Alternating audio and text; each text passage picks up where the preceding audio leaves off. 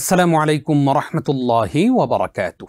إن الحمد لله والصلاة والسلام على محمد المصطفى وعلى آله وأصحابه المجتبى أما بعد. প্রিয় দর্শক শ্রোতা, আমেরিকা সহ পৃথিবীর যে প্রান্ত থেকেই এই মুহূর্তে আপনারা উপভোগ করছেন আপনাদের প্রিয় চ্যানেল TBN24 টেলিভিশনের সাপ্তাহিক জীবন ঘনিষ্ঠ আয়োজন ইসলামী সমাধান অনুষ্ঠানে আপনাদের সঙ্গে আছি আমি নিজাম বিন মুহিব। প্রিয় দর্শক, প্রতি সপ্তাহে আমরা জুমা পূর্ববর্তী সময়ে অত্যন্ত গুরুত্বপূর্ণ একটি বিষয়ে আলোকপাত করে থাকি, পাশাপাশি আপনাদের করা জীবন ঘনিষ্ঠ প্রশ্নগুলোর জবাব দিয়ে থাকি।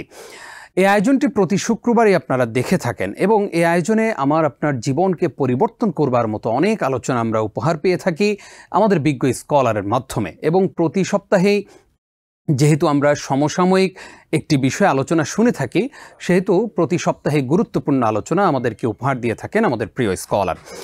যথারীতি আজকেও আমরা আমন্ত্রণ জানিয়েছি আমাদের প্রিয় স্কলারকে। আমরা কিছুক্ষণের মধ্যেই আমাদের আজকের স্কলারকে আপনাদের সঙ্গে যুক্ত করিয়ে দেব ইনশাআল্লাহ। প্রিয় দর্শক, আজকে আমরা অত্যন্ত গুরুত্বপূর্ণ যে বিষয়ে আলোচনা শুনব তা হচ্ছে মহররম ও আশুরা।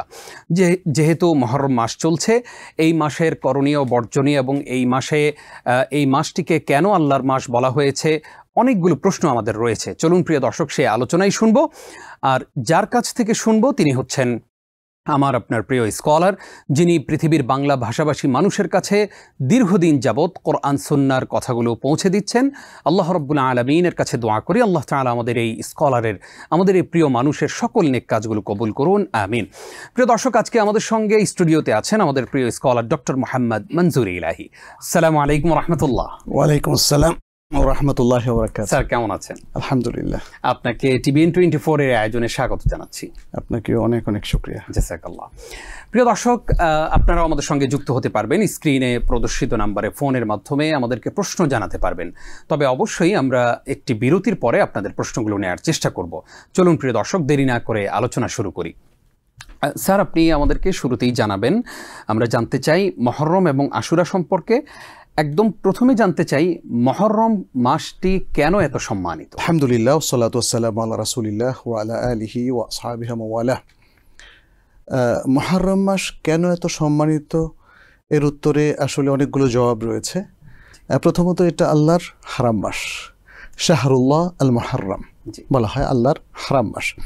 এবং আমরা যেটা দেখি আল কোরআনে আল্লাহ সুবহানাহু ওয়া তাআলা সূরা তাওবাতে যেটা বলেছেন, মিনহা আরবাআতুন হুরুম, এই যে 12টা মাস আল্লাহ সুবহানাহু ওয়া তাআলা নির্ধারণ করে দিলেন একদম সৃষ্টির আদিলগ্ন থেকে, সে 12 মাসের মধ্যে 4টা মাস হলো হারাম মাস, তার মধ্যে মুহররম হচ্ছে অন্যতম। আচ্ছা, এটি আরবি সালের প্রথম মাস। বাট আমরা যদি দেখি যে 4টা হারাম মাস কি কি, সেটি কোরআন না বললেও বুখারীর হাদিসে কিন্তু সেটা বর্ণিত হয়েছে। নবী সাল্লাল্লাহু আলাইহি ওয়াসাল্লাম বলেছেন যুলকায়দা, যুলহিজ্জা, মুহররম, এবং চতুর্থ মাসটা হলো রাজব, এবং তাকে বলা হয় রাজব ও মুদার। তাহলে আল্লাহর সম্মানিত মাস এবং আল্লাহর হারাম মাস, এই জন্য মুহররম মাস এত গুরুত্বপূর্ণ। দ্বিতীয় কারণ হচ্ছে রাসূল সাল্লাল্লাহু আলাইহি ওয়াসাল্লাম আরেকটা বিখ্যাত হাদিস, যেখানে তিনি বলেছেন যে আফদালুস সিয়াম বা'দা রমাদান শাহরুল্লাহিল মুহররম, সবচেয়ে উত্তম মাস হচ্ছে, উত্তম সিয়াম রমাদানের সিয়ামের পরে আল্লাহর মাস মুহররমের সিয়াম। এটা হলো আরেকটা বড় ফজিলত। আর এখানে তৃতীয় যে কারণ আমরা উল্লেখ করব সেটা এই হাদিসের আলোকেই, সেটি হচ্ছে মুহররম মাসকে বলা হচ্ছে আল্লাহর মাস।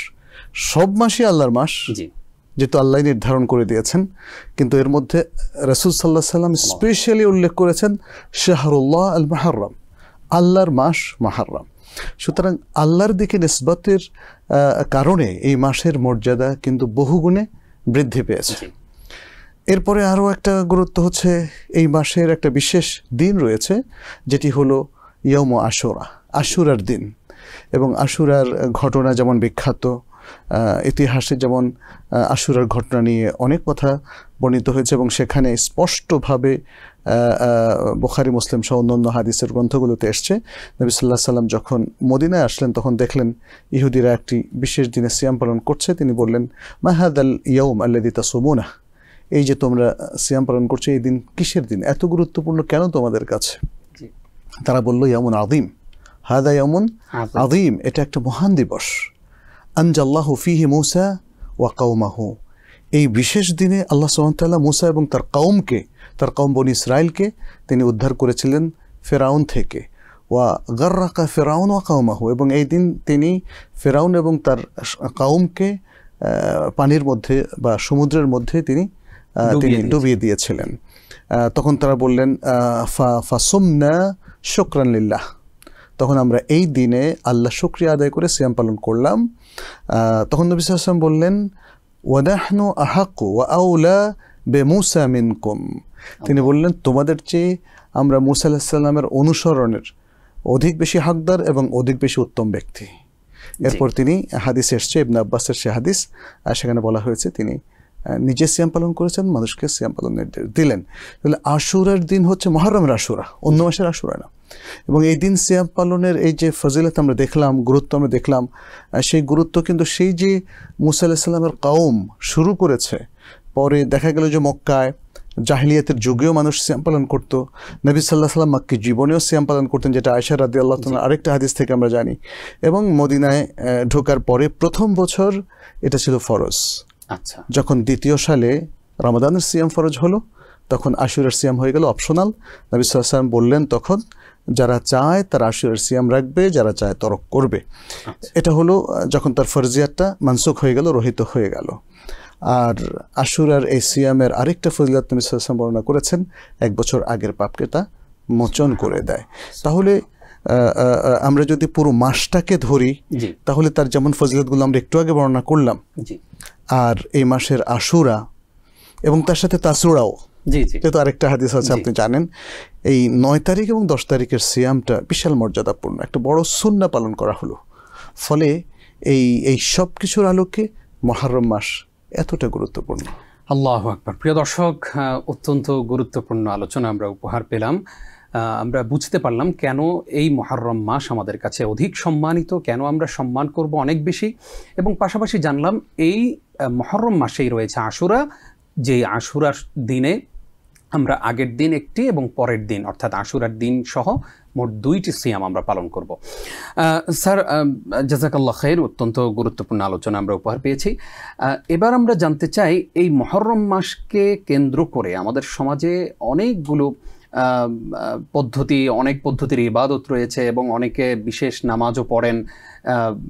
এই বিষয়গুলো নিয়ে আমাদের দর্শকদেরকে যদি জানাতেন যে মুহররম মাসে আসলে করণীয় কি এবং বর্জনীয় কি। ধন্যবাদ।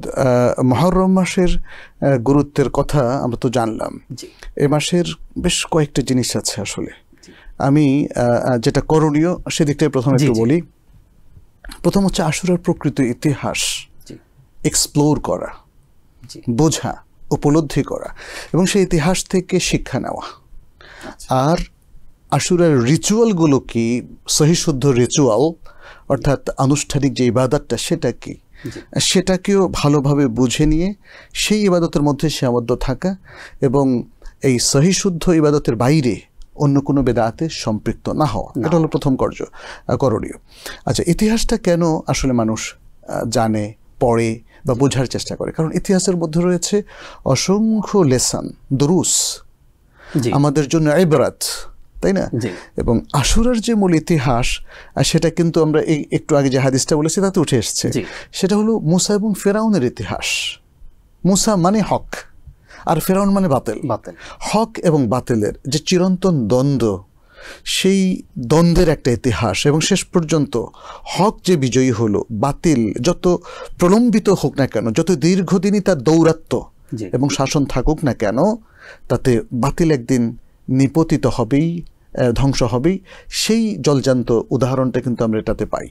আপনি সূরা আশ-শুআরার একদম 10-11 নম্বর আয়াত থেকে অনেকগুলো আয়াতে মুসা আলাইহিস সালাম এবং ফেরাউনের সাথে, ফেরাউনের সভাসদদের সাথে, জাদুকরদের সাথে যে ঘটনাগুলো ঘটেছিল সেই পুরো ইতিহাসটা জানবেন। সুতরাং আমরা যখন আশুরার ঘটনা বলবো তখন মুসা এবং ফেরাউন এই দুজনের ইতিহাস যেমন চলে আসবে, সাথে হারুন আলাইহিস সালাম।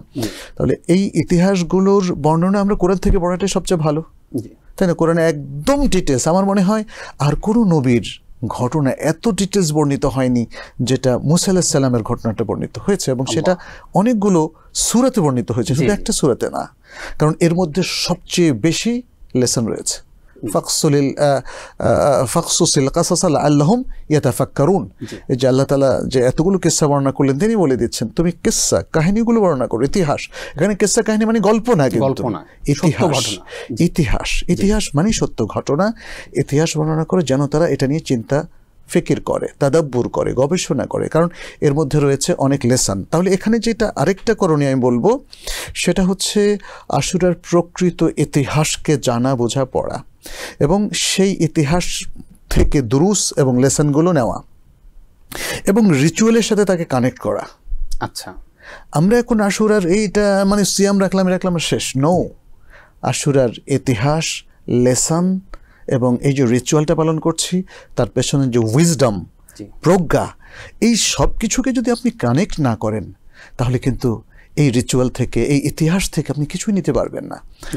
আর বর্জনীয়র কথা যদি বলেন, তাহলে বলবো যে আশুরাকে ঘিরে ইমাম ইবনে তাইমিয়া রাহিমাহুল্লাহ খুব চমৎকার আলোচনা করেছে তার আল ইস্তেকামা গ্রন্থে এবং আরও অনেকগুলো গ্রন্থে।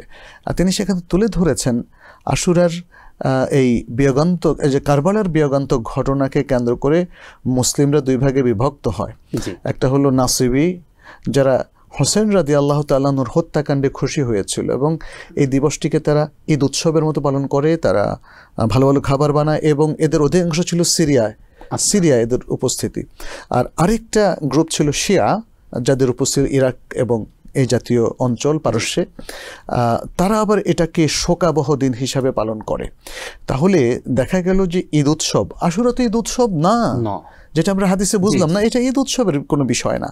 তাহলে একদল যারা নাসিবি, তারা এটাকে একটা বেদাত চালু করে দিল ঈদ উৎসব, আর আরেক দল শিয়া, তারা শোক উৎসব পালন করলো, ঈদ উৎসব আর শোক উৎসব। এবং এই ঈদ উৎসবকে ঘিরে তাদের অনেকগুলো বেদাত যেমন চালু হলো, আর শোক উৎসবকে কেন্দ্র করে তাজিয়া মিছিল, হাই হাসান, হাই হোসেন ইত্যাদি বলে মাতম ইত্যাদি আরো নানা ধরনের আকীদাগত এবং আমলি বেদাত চালু হয়ে গেল। সেগুলো অসংখ্য বেদাত। এই ধরনের বেদাতের, বিশেষ করে শিয়া ভিত্তিক যে বেদাত, সেটা আমাদের দেশে কিন্তু ছড়িয়ে ছিটিয়ে আছে। আশুরাকে কেন্দ্র করে অনেক ধরনের বেদাত চালু হয়েছে এবং অনেক কিছু ইবাদত, অনেক কিছু রিচুয়াল ইত্যাদি এগুলো চালু হয়েছে, যেটার কোনো আসলে ভিত্তি নেই। তাহলে আমাদেরকে এখানে বর্জন করতে হবে আসলে এই বেদাতগুলো।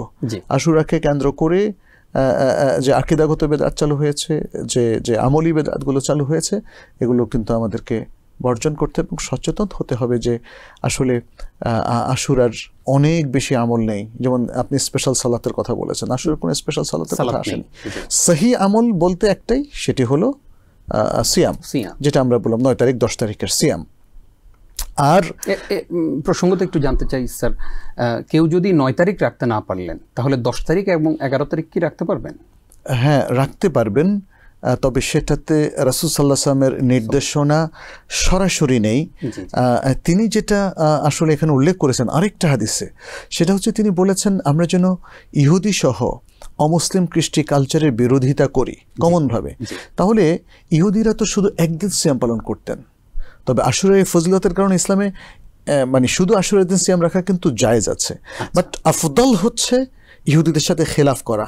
আর ইহুদিদের সাথে খেলাফ করতে গিয়ে সবচেয়ে আফদল হচ্ছে 9 তারিখ এবং 10 তারিখ, কারণ রাসূল সাল্লাল্লাহু আলাইহি ওয়াসাল্লাম বলেছেন আগামী বছর যদি আমি জীবিত থাকি তাহলে 9 তারিখেও সিয়াম পালন করব। যখন তাকে বলা হলো ইহুদিরা তো শুধু একদিন সিয়াম পালন করে, তখন তিনি বললেন ও তাহলে তাদের সাথে আমাদের একটু পার্থক্য করতে হবে এবং সেটা আগামী বছর 9 তারিখে আমি জীবিত থাকলে সিয়াম পালন করব। তাহলে রাসূল সাল্লাল্লাহু আলাইহি ওয়াসাল্লাম এখানে একটা পরোক্ষ ইন্ডিকেশন দিয়েছেন যে তারা যেহেতু একদিন পালন করে সিয়াম, তাহলে আমরা 2 দিন করব এবং সেটা 9 তারিখ 10 তারিখ। কিন্তু যদি কারো 9 তারিখে মিস হয়ে যায়, তাহলে তার ওই ইন্ডিকেশনটা যে ইহুদিদের সাথে খেলাফ করা, সেটা হতে পারে 9 তারিখের পরে 11 তারিখও যদি আপনি সিয়াম পালন করেন, যদি আপনার 9 তারিখটা মিস হয়, তখন আপনি 10 এবং 11 তারিখে রাখবেন ইহুদিদের সাথে খেলাফ করার জন্য, ওই নিয়তে। কারণ রাসূল সাল্লাল্লাহু আলাইহি ওয়াসাল্লাম তো 11 তারিখের কথা বলেন। তাহলে এখানে আমলটা করতে হবে ওই যে ইহুদিদের সাথে খেলাফ। আর কেউ এখানে বলেছেন যে 9, 10, 11 3 দিন সিয়াম পালন করা, কিন্তু এটার কোনো আসল আসলে নেই। জাযাকাল্লাহ খায়ের। স্যার, এবার জানতে চাই যে একদম স্পেসিফিক যদি আমরা জানতে চাই যে এই আশুরাটা এইটা কি শোকের নাকি শুকরিয়ার? আমরা তো জানি যে মুসা আলাইহিস সালাতু ওয়াস সালামকে আল্লাহ তাআলা মুক্তি দিয়েছেন, তো আমরা আসলে কি হিসাবে এই দিনটাকে উদযাপন করি? চমৎকার, এটা আসলে শুকরিয়ার, যেহেতু এখানে বাতিল পরাজিত হয়েছে এবং হক জয়ী হয়েছে। এই ঘটনাগুলো খুবই ইমপ্রেসিভলি সূরাতুশ শুআরা এর মধ্যে কিন্তু আল্লাহ সুবহানাহু ওয়া তাআলা বর্ণনা করেছেন। সূরা ইউনূসের মধ্যে বর্ণিত হয়েছে, তারপরে আরো অন্যান্য সূরা আল কাসাসের মধ্যে বর্ণিত হয়েছে। তো বিশেষ করে আশ-শুআরা এর ঘটনাগুলো এত চমকপ্রদ। আমি আজকের খুতবায় শুআরা থেকে অনেকগুলো আয়াত আসলে উদ্ধৃতি করে এটা শোনালাম, কারণ এখানে যখন যেমন ধরেন হক তাকে বাতিলের পক্ষ থেকে ধাওয়া করা হচ্ছে, হক পক্ষের সৈন্যরা মানুষেরা তারা যখন চলতে শুরু করলেন, দৌড়ালেন, সামনে সমুদ্র, পেছনের শত্রু, তারা বললেন ইন্না লামুদরাকুন, আমাদেরকে তো পাকড়াও করা হবে, আমরা তো শেষ। তখন মুসা আলাইহিস সালাম বললেন কাল্লা ইন্না রব্বি সায়াহদিন, কখনো না, কখনো না। কি প্রবল তার ইমানের শক্তি, কি চমৎকার কনফিডেন্স! আল্লাহু আকবার, আল্লাহু আকবার। কখনো না, নিশ্চয় আমার রব আমাদেরকে ডিরেকশন দেবেন, আমাদেরকে গাইড করবেন। এবং আল্লাহ গাইড করেছেন, আল্লাহ গাইড করেছেন। আসলে আজকে মুসলিমদের ইমানি শক্তিটা অনেক দুর্বল। এই প্রবল পরাক্রান্ত ইমানি শক্তি মুসলিমদের প্রধানতম সম্পদ। সেই জিনিসগুলো কিন্তু উঠে আসে যখন আপনি মুসা এবং ফেরাউন, মুসা আলাইহিস সালাম এবং ফেরাউনের ঘটনাটা নিয়ে আসবেন, এবং হক বাতিলের এই দ্বন্দ্বটা আপনি যখন উল্লেখ করবেন। কেন আপনি উল্লেখ করবেন না? আপনাকে উল্লেখ করতে হবে কারণ আল্লাহ সকল নবীদের মধ্যে সবচেয়ে বেশি সংখ্যক বার এবং সবচেয়ে বিস্তারিতভাবে মুসা আলাইহিস সালাম এবং ফেরাউনের ঘটনাটা উল্লেখ করেছেন। আর আরেকটা জিনিসও মনে রাখতে হবে, কারবালার যে ঘটনা সেটা বিয়োগান্তক, এবং সেখানে অবশ্যই আমরা নবী সাল্লাল্লাহু আলাইহি ওয়াসাল্লামের দৌহিত্র, প্রিয় দৌহিত্র এবং আমাদের অত্যন্ত প্রিয় সাহাবী সর্বজন শ্রদ্ধা হুসাইন রাদিয়াল্লাহু তাআলা আনহু, তার মৃত্যুকে আমরা অবশ্যই এভাবে যেভাবে অত্যাচার করে জুলুম করে তাকে হত্যা করা হয়েছে সেটাকে আমরা সমর্থন করি না। এবং এই বিয়োগান্তক ঘটনায় সকল মুসলিম, সব যুগের সব মুসলিম মর্মাহত, কিন্তু এটাকে আশুরার ফজিলতের সাথে রিলেট করা যাবে না, আশুরার রিচুয়ালের সাথে রিলেট করা যাবে না। তো এই জিনিসটা আমাদেরকে একটু খেয়াল রাখতে হবে। আপনি যে কোনো শরঈ ঘটনার এবং যে কোনো শরঈ উপলক্ষের মূল ফোকাসটা যদি পাল্টে দেন, তাহলে সেখানে একটা ডিজাস্টার তৈরি হয়ে যায়। ফলে মানুষের যেমন ধরেন আশুরার ঘটনাকে কেন্দ্র করে মুসলিমদের মধ্যে ইমাম ইবনে তাইমিয়ার এই ঘটনাগুলো আমাদের সবার পড়া উচিত, এবং জনসাধারণের মধ্যেও সবাই, বিশেষ করে যারা শিক্ষিত এবং শিক্ষামূলক বিষয়গুলো তারা খেয়াল করে, তাদের পড়া উচিত। কারণ একটা ঘটনাকে কেন্দ্র করে ফোকাসটা যদি নষ্ট হয়ে যায়, তাহলে মুসলিমদের মন মানসিকতা ছিন্ন ভিন্ন হয়ে যায়। সে ইসলামের যে স্ট্রেইট ফরওয়ার্ড এবং চমৎকার সিরাতুল মুস্তাকিমের যে ফোকাসটা, সেটা সে হারিয়ে ফেলে, এবং বাকি ইতিহাসগুলো অনেক সময় বিকৃত হয়ে যায়। আপনি দেখেন বিষাদ সিন্ধু নামে যে মীর মোশাররফ হোসেনের অত্যন্ত আবেগপ্রবণ একটা উপন্যাস, সেখানে কিন্তু ইতিহাসের বহু পরিবর্তন আছে, এবং তিনি সেই জায়গা মনের মাধুরী মিশিয়ে ইতিহাস রচনা করেছেন। প্রত্যেককে বেশ কিছু ব্লেম দিয়েছেন, নানা অসত্য কথা তিনি সেখানে উল্লেখ করেছেন সাহিত্যপূর্ণ ভাষায়। ফলে এটার সাহিত্যগুণ যদি থেকেও থাকে, ঐতিহাসিক গুণাবলী থেকে এটা মুক্ত। সুতরাং আমাদেরকে সাবধান হতে হবে। জি, জাযাকাল্লাহ খাইর। স্যার, আসবো আপনার কাছে আবারও ইনশাআল্লাহ ছোট্ট একটি বিরতির পর। প্রিয় দর্শক, আপনারা দেখছেন আপনাদের প্রিয় আয়োজন TVN 24 টেলিভিশনের সাপ্তাহিক জীবন ঘনিষ্ঠ আয়োজন ইসলামী সমাধান। আলোকিত আয়োজনের এ পর্যায়ে ছোট্ট একটি বিরতির সময় হলো, আমাদের সঙ্গেই থাকুন। প্রিয় দর্শক, আপনাদেরকে আরও একবার স্বাগত জানাচ্ছি। আপনারা দেখছেন TVN 24 এর সাপ্তাহিক জুমা পূর্ববর্তী চমৎকার আলোচনা অনুষ্ঠান এবং প্রশ্ন উত্তরমূলক অনুষ্ঠান ইসলামী সমাধান। আজকে আমরা গুরুত্বপূর্ণ একটি বিষয় আলোচনা শুনেছি। আমরা মুহররম এবং আশুরা নিয়ে অনেক গুরুত্বপূর্ণ আলোচনা শুনলাম। আপনারাও আমাদের সঙ্গে যুক্ত হতে পারেন, স্ক্রিনে প্রদর্শিত নম্বরে আমাদেরকে ফোনে যে কোনো প্রশ্ন জানাতে পারেন। প্রিয় দর্শক, আজকে আপনাদের প্রশ্নগুলোর জবাব দিচ্ছেন আমাদের প্রিয় স্কলার ডক্টর মোহাম্মদ মনজুর ইলাহি। স্যার, আপনাকে আরও একবার স্বাগত। স্যার, যখনই মুহররম মাস আসে তখনই আমাদের মধ্যে একটা দ্বিধাদ্বন্দ্ব কাজ করে, এরকম যে মুআবিয়া রাদিয়াল্লাহু তাআলা আনহুর প্রতি আমাদের আকীদা কি থাকবে, ইয়াজিদের প্রতি আমাদের আকীদা কি থাকবে, এই বিষয়টা যদি আমাদের দর্শকদেরকে ক্লিয়ার করতেন। ধন্যবাদ আপনাকে। মুআবিয়া ইবন আবি সুফিয়ান রাদিয়াল্লাহু তাআলা আনহুমা, যেহেতু মুআবিয়া রাদিয়াল্লাহু তাআলা আনহু তিনি নিজে সাহাবা ছিলেন, তার সোহবত এবং সাহাবা হওয়ার ব্যাপারে কারো কোনো সন্দেহ নেই। আর তার বাবাও তিনি উম্মে হাবিবার বাবা ছিলেন। জি জি। তো তিনিও আসলে ইসলাম গ্রহণ করেছেন এবং তার ইসলামের ব্যাপারেও কোনো সন্দেহ নেই। ফলে রাসূল সাল্লাল্লাহু আলাইহি ওয়াসাল্লাম জীবদ্দশায় যেহেতু ইসলাম গ্রহণ করেছেন, তারা দুজন সাহাবী। ইসলাম গ্রহণের আগে আবু সুফিয়ানের অনেক আপত্তিজনক আচরণ ছিল, সেটা তো অন্যান্য সাহাবার ক্ষেত্রেও ছিল, বাট তাদের সোহবাতটা পূর্বের পাপকে ক্ষমা করে দিয়েছে, মিটিয়ে দিয়েছে। আর মুআবিয়া রাদিয়াল্লাহু তাআলা আনহু সম্পর্কে আসলে যে কথাগুলো বলা হয়, প্রথমত মুআবিয়া রাদিয়াল্লাহু তাআলা আনহুর সাথে হয়তো কোনো সাহাবার অনেক বিষয়ে দ্বিমত ছিল, কিন্তু সেই বিষয়গুলো হচ্ছে ইজতিহাদি বিষয়। মনে রাখবেন, ইসলামের দুটো এরিয়া, একটা ফিক্সড এরিয়া একদম ভাইটাল এবং যেটা ইসলামের মৌলিক বিষয়, সেখানে কিন্তু মুসলিমদের মধ্যে কোনো ইখতিলাফ নেই। কিন্তু আরেকটা এরিয়া আছে যেখানে ইখতিলাফের সুযোগ আছে, যেমন ইসলামের পলিটিক্যাল ইস্যুসগুলো, সোশ্যাল ইস্যুসগুলো, পার্সোনাল ইস্যুসগুলো, বেচা কেনার ইস্যুসগুলো, ফিকহের অনেকগুলো ইস্যু আছে, বা ফিকহের অধিকাংশ ইস্যুস আপনি বলতে পারেন ইখতিলাফ সেখানে করার সুযোগ আছে, যদিও অনেকগুলোতে নাই। যেমন ধরেন 5 ওয়াক্ত সালাত, এটা তো ফিকহের ইস্যু, ইবাদত, এখানে কিন্তু নেই।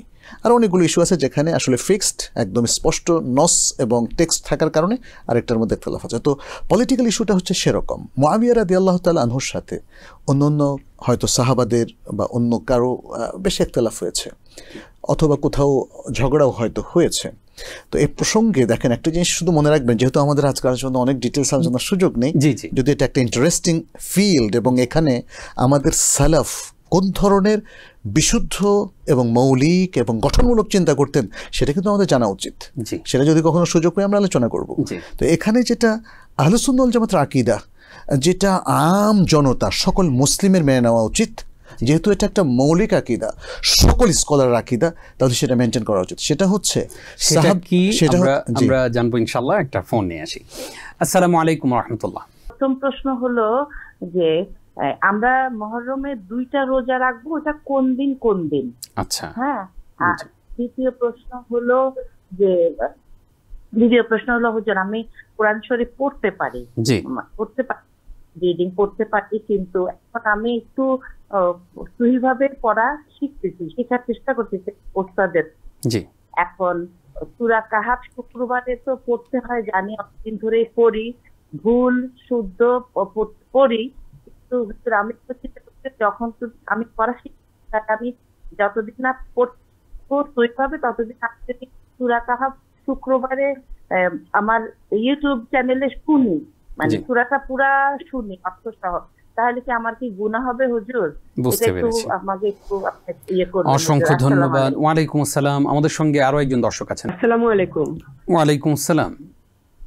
আমার 2-3টা নফল নামাজ সম্পর্কে, আমি ফজরের পর সূর্যোদয়ের পরে যে নামাজটা পড়বো, ওইটা ইশরাক, আমি 3টা নামাজের ইশরাক, সালাতুদ দুহা এন্ড এই 3টা নামাজের টাইমটা প্লাস কোন সূরা দিয়ে আমি পড়তে পারি, আমাকে একটু জানালে আমি খুশি হইতাম। আচ্ছা আচ্ছা, এটা আমার প্রশ্ন ছিল। অসংখ্য ধন্যবাদ আপনাকে, থাকুন আমাদের সঙ্গে।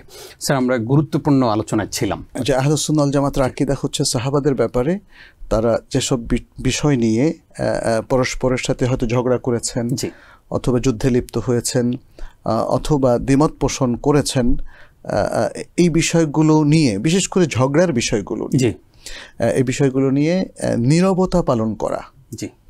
কারণ আপনি তো সে সময় ছিলেন না, আপনার কাছে ভুল ইনফরমেশন চলে এসছে, অথবা ইতিহাস নিয়ে যারা হয়তো মানে ভুলভাবে চর্চা করেছে, ইসলামকে ব্লেম দেওয়ার চেষ্টা করেছে, সাহাবায়ে কেরাম সম্পর্কে ভুল ব্যাখ্যা দিয়েছে, অ্যানালাইসিস করেছে, তাদের লেখা যদি আপনি পড়েন, আপনি তাদেরকে হয়তো ভুলভাবে ব্যাখ্যা করলেন, তাদেরকে ব্লেম দিয়ে বসলেন, অপবাদ।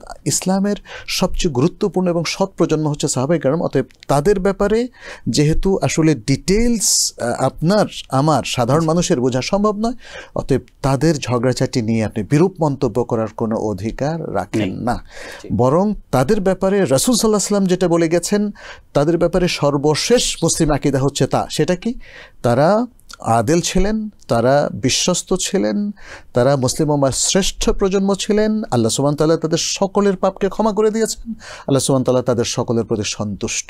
এই আকীদা আমভাবে সবার প্রতি আমাদের পোষণ করতে হবে। জি, আশা করছি আমাদের দর্শকরা গুরুত্বপূর্ণ বিষয়টি জানলেন।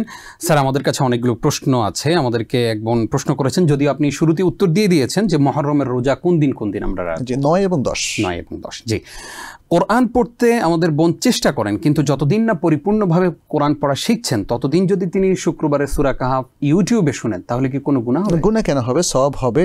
তবে তিনি চেষ্টাও করতে পারেন নিজে পড়ার, কারণ রাসূল সাল্লাল্লাহু আলাইহি ওয়াসাল্লাম বলেছেন, যারা তা করে অর্থাৎ তোতলিয়ে কষ্ট করে কোরআন তেলাওয়াত করে, অথচ এই কোরআন তেলাওয়াতের জন্য অনেক কষ্টকর, শাক ওহু আলাইহি শাক, তাহলে তার ডাবল সওয়াব হবে। সুবহানাল্লাহ। অতএব তিনি ভুলে কিছু ভুল করছেন, তাতে কোনো সমস্যা নেই, কিন্তু অ্যাট দ্য সেম টাইম তাকে কিন্তু শুদ্ধ তেলাওয়াতের জন্য তাকে চেষ্টা করতে হবে।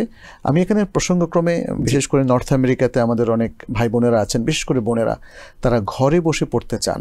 তো সেরকম একটা অনলাইন প্ল্যাটফর্মের কথা আমি বলে দিই, সেটা তাইবা একাডেমি। জি, এখানে তালিমুল কোরআনের মহিলাদের কোর্স আছে, ছেলেদের কোর্স আছে, এবং অ্যাডভান্স তালিমুল কোরআন, যারা জেনারেলটা শেষ করেছে, অ্যাডভান্স তালিমুল কোরআনের কোর্সও আছে, এবং লাইভ প্রোগ্রামের মাধ্যমে, মস্ক করার মাধ্যমে এবং যাচাই বাছাই করার মাধ্যমে, পরীক্ষা নেওয়ার মাধ্যমে তাদেরকে কিন্তু মূল্যায়ন করা হয়। ফলে এরকম একটা প্ল্যাটফর্মে তারা সবাই কিন্তু কোরআন তেলাওয়াত শিখতে পারেন। জি, আশা করছি আমাদের দর্শকরা যুক্ত হয়ে যাবেন তাইবা একাডেমিতে। স্যার, আমাদেরকে একজন প্রশ্ন করেছেন যে ফজরের পর সূর্য ওঠার পরে কি কি নামাজ রয়েছে, এবং উনি ইশরাকের কথা বললেন, দোহা বললেন, আপনি বলবেন যে এগুলো কি একই নামাজ কিনা এবং সেটার সময়টা যদি জানাতেন। এটা শুরুকের পর থেকে জাওয়ালের আগ পর্যন্ত, আচ্ছা, এটা সবই হলো সালাতুদ দোহা, চাষতের নামাজ। এটাকে যেহেতু শুরুকের সময় পড়া হয়, জন্য ইশরাকের কথাও বলা হয়েছে, কিন্তু নামে কিছু যায় আসে না। এই সবগুলো সূর্য ওঠার পর থেকে, সূর্যের আলো মাটিতে পড়ার পর থেকে জাওয়ালের আগ পর্যন্ত এটা সালাতুদ দোহা। আচ্ছা, এটা হচ্ছে নওরের দিক থেকে এটার নাম। আর যদি এটাকে সালাতুল ইশরাক বলেন তাতেও কোনো সমস্যা নেই, কারণ এটা একই সালাহ। ঠিক যেমনটি কিয়ামুল লাইল, আপনি যদি এশার পরে পড়েন সেটাকে তারাবি বলছেন, আর যদি মধ্যরাত্রে বা তার পরে পড়েন সেটাকে আপনি তাহাজ্জুদ বলছেন। জি, আশা করছি আমাদের দর্শক, আমাদের বোন তার প্রশ্নের জবাব পেয়েছেন। আমাদের সঙ্গে আরো একজন দর্শক আছেন। আসসালামু আলাইকুম। ওয়ালাইকুম আসসালাম। আসসালামু আলাইকুম হুজুর, আপনারা ভালো আছেন? জি, আলহামদুলিল্লাহ, আশা করছি আপনারাও ভালো আছেন। আলহামদুলিল্লাহ, আল্লাহ ভালো রেখেছেন। হুজুরের কাছে আমার একটা প্রশ্ন হচ্ছে, বাংলাদেশে আমি একটা 10 বছরের মেয়ে শিশুকে মানে খুব কঠিন একটা রোগের চিকিৎসার জন্য একটু টাকা দিয়ে সাহায্য করেছিলাম, কিন্তু মানে 2 বার সাহায্য করেছিলাম। থার্ড টাইম আমি যখন ওকে, ওর চাচাকে আমি বলেছিলাম যে মেয়েটা অবশ্যই এখন মারা গেছে, তো ওর চাচাকে বলেছিলাম যে আমি ওকে আর একটু টাকা দিয়ে সাহায্য করব, আমি টাকাটা পাঠাবো। কিন্তু আমি যখন বলি এর 2-3 দিনের ভিতরে মেয়েটা, ওরা বললো যে মারা গেছে। তখন আমার প্রশ্নটা হচ্ছে যে আমি বলেছিলাম যে বাংলাদেশে 60,000 টাকা এরকম দিব, কিন্তু মেয়েটা বলার টাকা দেওয়ার 2-3 দিন আগেই মারা গেল। তো আমার প্রশ্নটা হচ্ছে, ও চাচাকে বলেছিলাম আমি কি এখন তো ও মারা গেল, তাহলে কি ওদেরকে এই টাকাটা আমাকে দিতে হবে নাকি কি করবো? আসলে আমি একটু হুজুরের কাছে জানতে চাই। জি, গুরুত্বপূর্ণ প্রশ্ন করবার জন্য ধন্যবাদ স্যার। প্রশ্নটা আমরা পেয়েছি। না, যদি কোনো ব্যক্তিকে আমি সাহায্য করার জন্য নিয়ত করি এবং টাকা নির্ধারণ করেছি, তো পূর্বেও তাকে, যেমন এই বোন 2 বার সাহায্য করেছিল, কিন্তু থার্ড বার সব কিছু ঠিক আছে, পাঠাবো, এমত অবস্থায় খবর আসলো যে তিনি মারা গিয়েছেন, তাহলে এই টাকাটা তাকে পাঠানোর কোনো বাধ্যবাধকতা নেই। কিন্তু তিনি যদি এটা মনে করেন, এই বোন, যে না, আমি যেহেতু নিয়ত করে ফেলেছি ভালো কোনো কাজে ব্যয় করতে, তাহলে তিনি ভালো কাজে ব্যয় করতে পারেন। আর ওই ফ্যামিলিকে তাকে দিতেই হবে বাধ্যবাধকতা নেই। এমনিও কোনো ব্যক্তি যদি কাউকে সাহায্য করার নিয়ত করে কিন্তু পরে সে নিয়তটা পাল্টায়, সেটা জায়েজ আছে। কারণ একটা হলো ওয়াদা করা, আরেকটা হলো নিয়ত করা, আরেকটা হলো মানত করা, এগুলোর প্রত্যেকটা কিন্তু আলাদা আলাদা জিনিস। আর যদি তিনি মনে করেন যে এই মেয়েটা মারা যাওয়ায় সে পরিবার মর্মাহত এবং তারা দরিদ্র ফ্যামিলি এবং তারা they need help for example, তাহলে তাদেরকে তিনি হেল্প করতে পারেন, সেটা খুব উত্তম কাজ। জি, আশা করছি আমাদের বোন তার প্রশ্নের জবাব পেয়েছেন। স্যার, আমরা গুরুত্বপূর্ণ একটি প্রশ্নের জবাব জানছিলাম, মুআবিয়া রাদিয়াল্লাহু তাআলা আনহু সম্পর্কে জানলাম। ইয়াজিদ সম্পর্কে আমাদের আকীদা কি হবে? জি, ইয়াজিদ তিনিও একজন খলিফা ছিলেন। জি জি, এটা কিন্তু ভুলে গেলে চলবে না। জি, মুসলিমদের যারা শাসক তাদের মধ্যে যদি কিছু ভুল ত্রুটিও থাকে, জুলুম থাকে, তবুও একটা পার্সপেক্টিভ থেকে তার পদমর্যাদার কারণে এবং মুসলিমদের আমিরুল মুমিনিন হওয়ার কারণে তিনি কিন্তু একটা রেসপেক্ট পেতে পারেন। এই দিকটা যেমন আমাদের খেয়াল রাখতে হবে, ঠিক তেমনি ইয়াজিদ এর ব্যাপারে ইতিহাসে বেশ কিছু জুলুম নির্যাতনের বিষয় লিপিবদ্ধ আছে। এই ব্যাপারেও যেহেতু তিনি প্রথম দিকের উমাইয়া শাসকদের একজন, যেহেতু তিনি সাহাবা নন এবং তার পরবর্তী প্রজন্ম, তাহলে তার ভুলগুলোকে কিন্তু সমর্থন করা যাবে না, তার জুলুমগুলোকে কিন্তু সমর্থন করা যাবে না। হ্যাঁ, কিন্তু আমরা তো শাসকদের ইতিহাস যদি দেখি, দেখবেন যে প্রায় প্রত্যেক শাসকই একমাত্র ইসলামের ঐতিহাসিক সৎ ভালো শাসক, যেমন খোলাফায়ে রাশেদিন, ওমর ইবনে আব্দুল আজিজ, এরকম আরও অনেক শাসক আছেন ইসলামের ইতিহাসে যাদের ইতিহাসটা স্বর্ণাক্ষরে লেখা থাকবে, যাদেরকে মুসলিমরা তাদের বুকে ধারণ করে রাখে, শ্রদ্ধার জায়গায় রাখে। এরকম অসংখ্য শাসক আমাদের ইতিহাসে আছেন। তো তাদেরকে বাদ দিলে অনেক ক্ষেত্রে দেখা যায় যে শাসকরা তারা জুলুমকে পছন্দ করেন, যেহেতু তাদের হাতে ক্ষমতা, যেহেতু তাদের হাতে টাকা, প্রজার সব কিছু, একটা দেশের সব কিছু তাদের হাতে। ফলে সেখানে অনেক শাসকের জীবনে আমরা স্বেচ্ছাচারিতা দেখি, জুলুম দেখি, অন্যায় দেখি।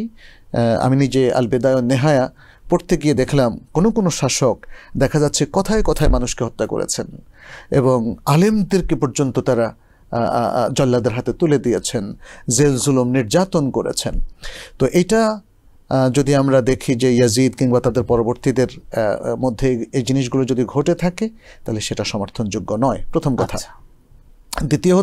তৃতীয় হচ্ছে প্রথম তো আমি বললাম তিনি কিন্তু একটা সম্মানের জায়গায় আছেন, যেহেতু তিনি মুসলিমদের খলিফা। দ্বিতীয় হচ্ছে তার কোনো জুলুমকে, অন্যায়কে আমরা সমর্থন জানাবো না। এবং তৃতীয় হচ্ছে ইয়াজিদ সম্পর্কে কিন্তু বেশ কিছু ভালো ঘটনাও আছে।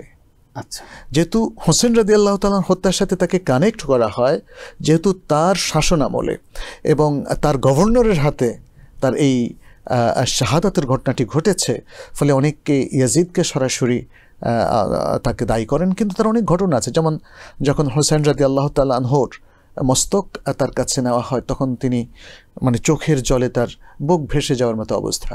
তিনি কিন্তু এটা ভাবেননি যে এত নৃশংসভাবে হোসেন রাদিয়াল্লাহু তাআলা আনহুকে তাকে শহীদ করা হবে, তাকে হত্যা করা হবে, এটা তিনি ভাবেননি। এবং আরেকটা জিনিস আপনি দেখবেন যে হোসেন রাদিয়াল্লাহু তাআলা আনহুর পুরো পরিবারকে স্বয়ং রাসূল সাল্লাল্লাহু আলাইহি ওয়াসাল্লাম যেভাবে সম্মান করতেন তিনি সে সম্মান দেখিয়েছেন।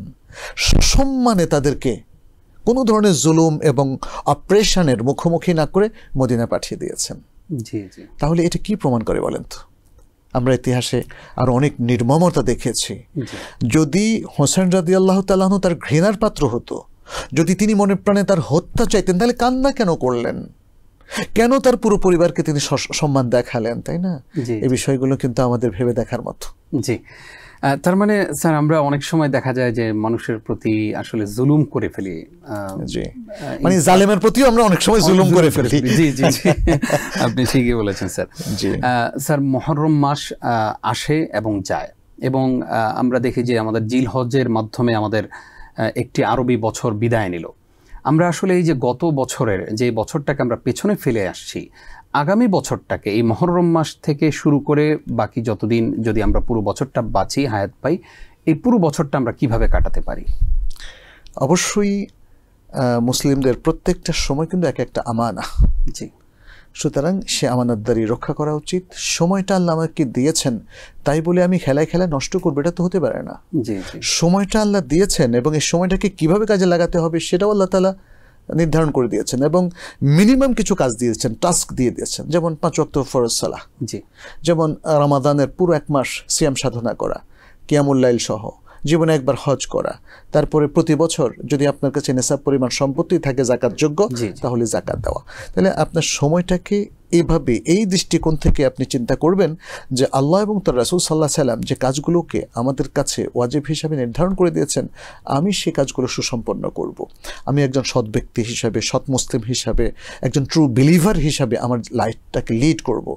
আমি সারা পৃথিবীর মানুষের কল্যাণে কাজ করব, পরিবারের কল্যাণে কাজ করব, জনগণের কল্যাণে কাজ করব, মানুষের কল্যাণে কাজ করব। কারণ ইসলামের সর্বপ্রথম মাকাসেদ হচ্ছে বা মাকসাদ হচ্ছে, যেটা সবচেয়ে বড় কমন মাকসাদ বা অবজেক্টিভ, সেটা হচ্ছে সকল মানুষের জন্য কল্যাণ নিশ্চিত করা এবং তাদের থেকে অমঙ্গলকে প্রতিহত করা। সুতরাং এর জন্যই যদি জীবনের সব কাজ কোরআন এবং সুন্নাহর আলোকে আমরা নিবেদিত করি, তাহলে সময়টাকে কাজে লাগানো হবে। এবং শুধু একটা বছর নয়, এবং শুধু 1446 হিজরি সাল নয়, জীবনের যে কটা দিন আল্লাহ আমাদেরকে বাঁচিয়ে রাখেন, আমরা যেন এভাবেই দ্বীনের খেদমতে, ইসলামের খেদমতে, মুসলিমদের খেদমতে এবং বিশ্ববাসীর সবার খেদমতে, সবার কল্যাণে আমাদের জীবনটাকে ব্যয় করতে পারি। এটাই হওয়া উচিত আমাদের প্রতিজ্ঞা, আমাদের কমিটমেন্ট। জি, আল্লাহ রাব্বুল আলামিন আমাদেরকে সে তৌফিক দান করুক, আমিন। প্রিয় দর্শক, আমরা দেখতে দেখতে কিন্তু অনুষ্ঠানের একেবারে শেষের দিকে চলে এসেছি। সর্বশেষ স্যার, আপনার কাছে জানতে চাই যে এই যে আশুরা, এই আশুরা আমাদেরকে কি শিক্ষা দিয়ে যায়? আশুরা আমাদেরকে শিক্ষা দেয় যে হকের পক্ষে থাকতে হবে। জি, বাতিল যতই শক্তিশালী হোক সেটা উৎখাত হবেই। আচ্ছা, অতএব বাতিলের পেছনে থাকা যাবে না। এবং এর থেকে আরেকটা জিনিস চলে আসে, আপনাকে হালালভাবে জীবনযাপন করতে হবে, হারামের পেছনে থাকা যাবে না। কারণ বাতিল সবসময় হারামকে আঁকড়ে ধরে থাকে, আর হক সবসময় হালালকে ধরে রাখে। ফলে হক এবং হালাল এর মধ্যে থাকতে হবে, বাতিল এবং হারাম একে বর্জন করতে হবে। এটাই হলো আশুরার সবচেয়ে বড় শিক্ষা। জি, জাযাকাল্লাহ খাইর উস্তাজ।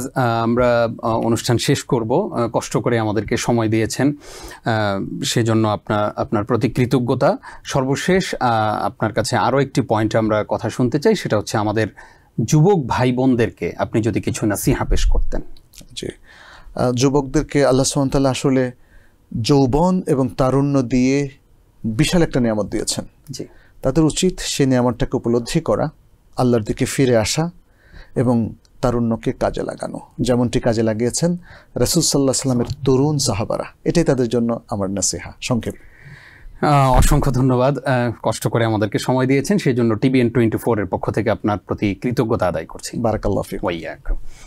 প্রিয় দর্শক, এতক্ষণ যারা আমাদের সঙ্গে ছিলেন আপনাদেরকেও ধন্যবাদ জানিয়ে শেষ করছি আজকের আয়োজন। আমরা আজকে মহররম এবং আশুরা সম্পর্কে আলোচনা শুনেছি আশুরা থেকে আমাদের জন্য কি শিক্ষা, এবং পাশাপাশি মহররম মাসে করণীয়, বিশেষ করে 9 এবং 10 তারিখ চন্দ্র মাসের এই 2 দিন আমরা সিয়াম পালন করব। নবী করিম সাল্লাল্লাহু আলাইহি ওয়াসাল্লাম সেটাই জানিয়েছেন। এবং পাশাপাশি আমরা মহররম মাসে আরও কিছু নফল সিয়াম পালন করতে পারি। 13, 14, 15 আইয়ামে বীজের এই সিয়ামগুলো আমরা পালন করতে পারি।